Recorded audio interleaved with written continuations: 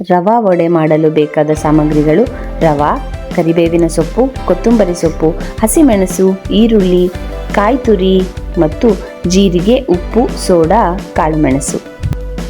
ಕಾದ ನೀರಿಗೆ ಸ್ವಲ್ಪ ಉಪ್ಪು ಮತ್ತು ಎಣ್ಣೆಯನ್ನು ಹಾಕಿ ಈರುಳ್ಳಿ, ಮೆಣಸು, ಕೊತ್ತಂಬರಿ ಮತ್ತು ಕರಿಬೇವನ್ನು ಚಾಪ್ ಮಾಡಿಕೊಳ್ಳಿ. ಕಾಯಲು ಇಟ್ಟ ನೀರಿಗೆ ಜೀರಿಗೆ, ಕಾಳುಮೆಣಸು ಹಾಗೂ ಚಾಪ್ ಮಾಡಿಕೊಂಡಿರುವ ಪದಾರ್ಥಗಳನ್ನು ಹಾಕಿ.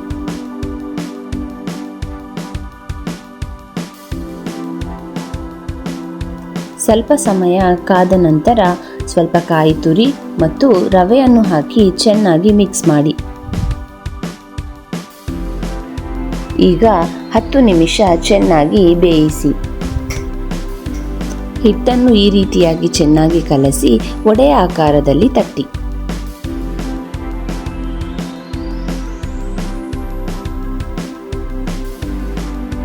ಕಾದ ಎಣ್ಣೆಗೆ ಈ ರೀತಿಯಾಗಿ ಒಂದೊಂದೇ ವಡೆಯನ್ನು ಹಾಕಿ ಚೆನ್ನಾಗಿ ಫ್ರೈ ಮಾಡಿ.